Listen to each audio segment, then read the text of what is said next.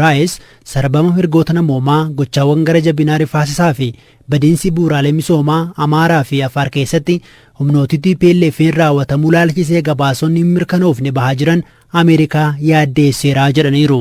Ned Price qaamoleen waraana keessatti hirmaatan hundinuu tarkaanfii namoota nagaarratti fudhatan irraa of qusachuu qabu jedhan.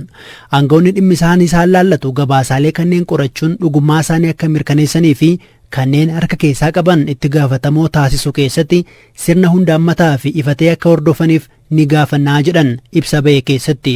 Mootummaan bakkeewwan finciltoonni Tigraay to'atanii turanii fi dhiyoo irraa gadhiisisetti ajjeechaa jumlaa, saamicha, mancaatii fi miidhaawwan salqunnamtii wal qabatan finciltoota Tigraay raawwatu jechuun himateera. TPLF addatti ibsa US fi ibsawwan mootummaan kennaa ture irratti waan dubbate dhibus kana dura himannaa akkana balaaleffataa tureera. Ibsi mootummaa kun gabaasaalee dhaabbilee mirgoonni namoomaa kana dura baasaa turanii wal sima.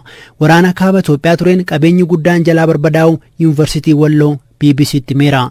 Yuunivarsiitiiwwan naannoo Amaaraa argaman keessaa tokko kan ta'ee fi magaalota Dasee fi Kombolchaatti damee kan qabu yuunivarsiitichi qabeenyi biiliyoona 10 ga'u jalaa manca'uu himeera. Lola torban muraasa darban taasifameen waraanni mootummaa magaalota kanaa fi kaan finciltoota Tigraay harkaa deeffateera. Ta'us miidhaan ga'ee guddaa waan ta'eef deeggarsi gama mootummaa yoo taasifame hojiin baruu fi barsiisuu eegaluu danda'a jedhu pirezidaantiin itti aanaa yuunivarsiitichaa Dr. Amaara Matukku. ኦልሞስት ዩኒቨርሲቲው የለም የሚባል ነው የለም ደረጃ ላይ አድርሰዋል akka yaada isaaniitti yuunivarsiiticha sadarkaa hin jiru jedhamurra geessisaniiru gamoowwan kolleejjii 2 akkasumas laaboraatooriiwwan haalaan miidhamaniiru kan barbadaa'anis kan saamamanis jiru yoo mootummaan itti amane carraan dhaabbata barnoota olaanoo kana hojii eegalsiisuu ni jira jedhamee amanama. Badiin guddaa yuunivarsiitii keenyarra finciltoota Tigraayin alatti haleellaa diroonii mootummaanis qaqqabee jira. Gamoon 2 guutummaa guutuutti barbadaa'e. Akkasumas galmi guddaan barattoonni itti eebbifaman akkasumas gamoon bulchiinsa yuunivarsiitichaa manca'aniiru. Farnicharoonni, kompiitaroonni manca'aniiru yookaan saamamaniiru. Badii kana furuun yuunivarsiiticha bakka dur turetti deebisuuf gabaa amma jiruun yoo laalle kan yuunivarsiitii Walloo qofa gara birrii biiliyoona 10 ni ga'a.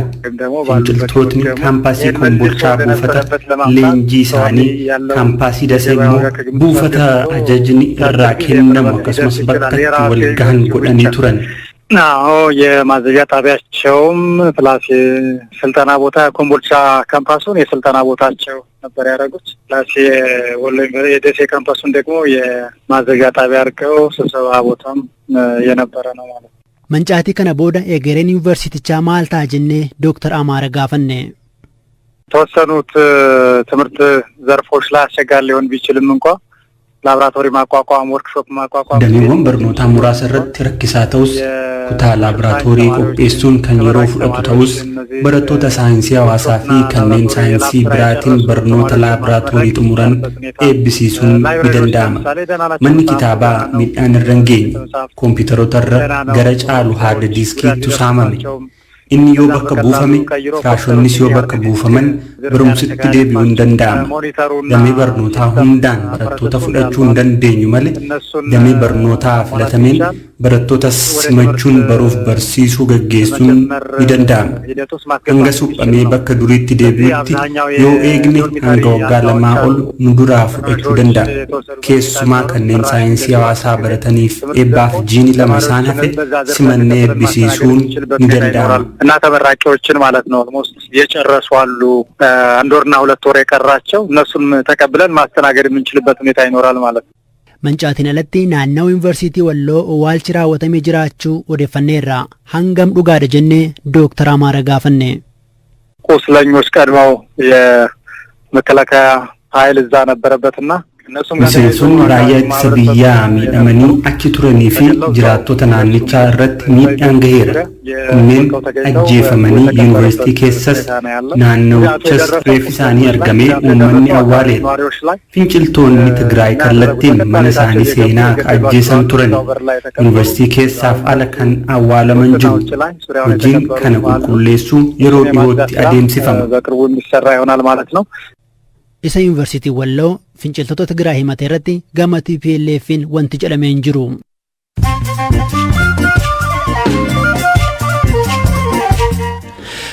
Dhaggeeffattoota keenya sagantaan BBC Afaan Oromoo kallattiidhaan isin bira gahaa jira. Mamooduuwwan gaggabaaboon isinitti himaa. Mootummaan walga'ii addaa manni maree mirgoota namummaa UN waa Itoophiyaa irratti mari'atuuf waame morme.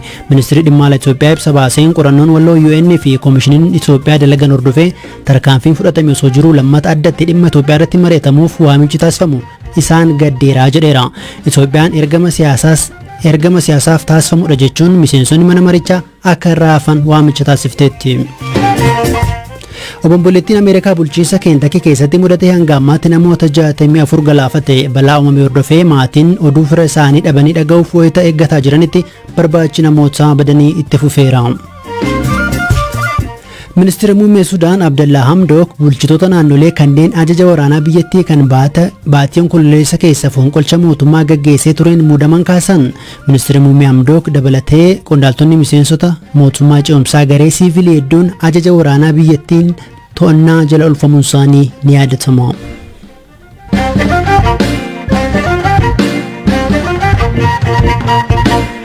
Oduu biraattan ja'a erga mootummaan torban lama dura magaalaa seena qabeettii Laalibalaa to'achuu ibsee booda dilbata kaleessaa finciltoonni TPLF magaalattii to'achuun dhagahame. AFP fi Reuters jiraatota eeranii akka gabaasanitti lola maleeti magaalicha to'achuu kan danda'an. Hirphaa Gammachuu bal'isee nutti hima. Finciltoonni TPLF magaalaa bakka hambaa seenaa UNESCOtti galmaa'e of keessaa qabdu Laalibalaa wayita to'atan dhukaasni homtuun turre. Laalibalaan bakka argama bataskaana dhagaarraa bocaman qabdu beekamtu yoo taatu baatii hagayyaa darbe humnoota Tigraayin to'atamtee turte. Erga humnoonni federaalaa to'atanii guyyoota 11 booda immoo finciltoonni deebisanii to'achuun dhaga'ame. Namni ta'ii sana ijaan arge tokko Reutersitti akka himetti humnootiin mootummaa federaalaa wajjiniin wal waraanan halkan gaafa sanbataarraa kaasuun Laalibalaa dhiisanii bahaa turani. Namni kun akka jedhutti kanneen hafan dilbata ganama bahan dhukaasa fageenya irraa kan dhageenye halkan duraa ture. Garuu humnoonni TPLF dhukaasa tokko malee deebisanii magaalaa Laalibalaa to'atanii jedhan. Namni kun adda bilisa baasaa Tigraay wabeeffachuun AFP'n akka gabaasetti magaalaa Gaashanaa kan dhiyeenya Laalibalaatti argamtu dabalatee deebisnee aleellaa bal'aa gaggeessaa jira jedhan. Dhimma kana irratti hanga ammaatti gama mootummaatiin yaadni kenname humtuun jiru. Dubbi himaan TPLF Geetaachoo Raddaa toora Tiwiitara isaaniitiin humnootiin keenya waan baay'ee gaarii raawwataa jiru jedhan. Garuu sanbata darbe waajjirri ministeera muummee Itoophiyaa Abiy Ahmed karaa toora Tiwiitaraatiin Abiy gara adda waraanaatti deebi'uudhaa fi humnootiin federaalaas daandii gara Maqalee geessu irratti magaalota tarsimoo hedduu to'achuu himee ture. Torban darbe jiraatonni Laalibalaa AFP'n dubbise loltoonni TPLF bakka qulqulluu naannoo Amaaraa keessatti argamu kanaaf eegumsa taasisan illee uummata magaalittiif garuu jireenyi rakkisaa ture jedhan. Finciltoonni irra deebiidhaan nyaataa fi bilbila moobaayilii barbaadu akkasumas kuusaa qorichaa hatanii jechuun AFP'n kan gabaase. Jiraataan tokko namoonni baay'een magaalittii gadhiisanii bahaa jiru tarii haaloo ba'uu danda'u jechuun waan yaadaniifi jedha.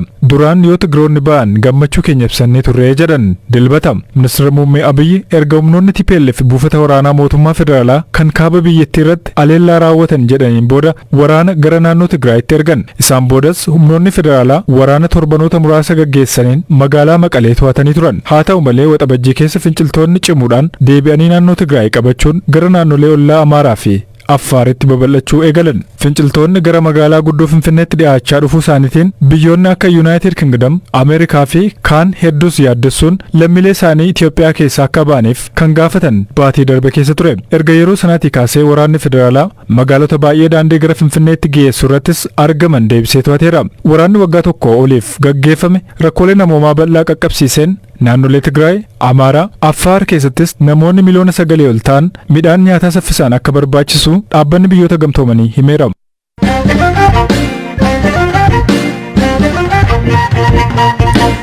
Mee hangam keessantu oolmaa barsiisaa keessanii yaadata? Naqamteetti barattoonni duraanii barsiisaa Abeel Bulchaa kaka'umsa mataa isaaniitiin walqindeessanii oolmaa barsiisaa isaanii gochaan agarsiisan oolmaa barsiisaa yaadachuuf fakkeenyummaa gaariidha.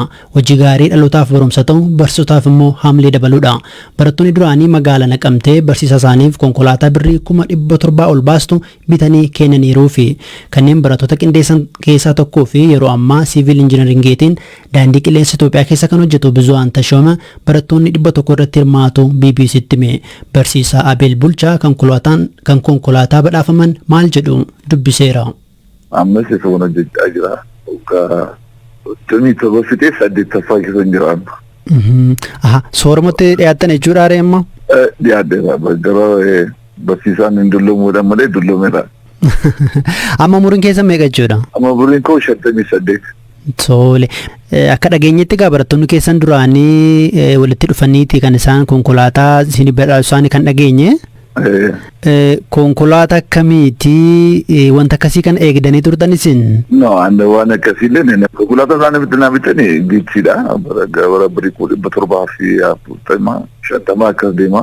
Konkolaaticha jechuun ta'een ijoollee guddistee dhuma isaanii akkasii nama guddaa ta'anii inni kaan dooktara, inni kaan paayileeta, inni kaan injiinar hedduu kan ta'an immoo leksharoota eessaa kaasa Gondar Medical School, Bahar Dar, Adra University, Jimma University, Haromaya iddoo isaan hin jirre hin jiru. Vooti dhiiteen hojjedhe badhaasaa fituun ta'een bakka nama guddistee lammiin kee iddoo guddaa akka ga'uuf fedhii hawwii keessa koo tureeti. Akka ijoolleen herreegasii dandeessuu bakka asirratti amma hin danda'u hundumaan gargaare. Tole. Kana dura konkolaataa qabdu turtanis? Kanayyuu hubatanii ta'an kan isaan naafisanii. Yeroo isaan konkolaataa dubtuu qabu miilaan deemaa. Eessa barsiistu isin? Amma mana tamaarii dhuunfaan hojjedha kanurraa mishinariitii innoveetii fedhu. Boarding innovative academy annuunfaati kan inni hojjechaa jiru. Magaalaa Finfinnee jechuudha. Egaa miindaan barsiisotaan beekama ammatti garuu booda kana fooyyee qaba gaarii ta'uusaa dhageenya. Kana dura garuu barsiisaan qarshii miindaa argatu ol kaatee konkolaataa bitaa wanneedhaan kun ulfaatu mala. Tarii konkolaataa kana oofaatti jirtu moo oofuuf eeyyama baaftaniittu maalitti jirtu? Anillee waan akkasii baruun badaanatti hin ulfaatu. Dafeeruma baruu nan danda'a deema yaada. Oofuus nan danda'a amma. Garuu duraan nama konkolaataa oofuun ni rakkinni koo bitachuu bakka adda adda jedhee yaadu waan akkasii. Amma barsiisonni baay'ee nama waa'ee mindaaf kaase. Har'ayyuu jireenya barsiisaa mindaadhaan keessa jiraata akka yaaddi. Iddoo fedhe yoo jiraatte of qabdee yaajamanii torban lamayyuutti sarvaayivii gochuun dandeessu mindaa amma jiru akkuma biyyaatti. Baay'een itti gammada gaafa riizaaltisanii argitu. Kontribuushinii mataa gootii keessa ofii koo amansiisee maqaan jiruufi. Amma barattoonni keessan duraanii walitti dhufanii konkolaataa bitan isinii kennaniiru. Isin immoo konkolaataa caalaa bakka barattoonni kun gahantu na gammachiiseera naan jettanii erga isin kaaftanii hariiroon barataa barsiisaa yeroo kana yoo akkamtee wayya jettu isin akka nama muuxannoo waggoota dheeraa barsiisummaa keessa turetti. Yeroo baay'ee maal jedhu barsiisaa ture barnooti jedhu. Garuu barnoota ammayyuu hin caalasa duri aan akka yaadutti. Anis baradheen darbee yeroo barachaa ture barsiisaa fi barataa gidduu reeleeshiniin jiru baay'ee gadaadha. Hawwii kee fedhii kee ittiin himtu. Ani immoo ijoolleen barsiisee akka hiriyaatti akka obboleessaatti akka abbaatti maqaatti dhiyaatee fi barataan darbee mataa kee yaabbatu si kabaje yaa'u. Yoo garaa keetii hojjettee jaallata. Dhaggeeffattoota keenya sagantaa BBC Afaan Oromoo caqasaa jirtu sagantaan keenya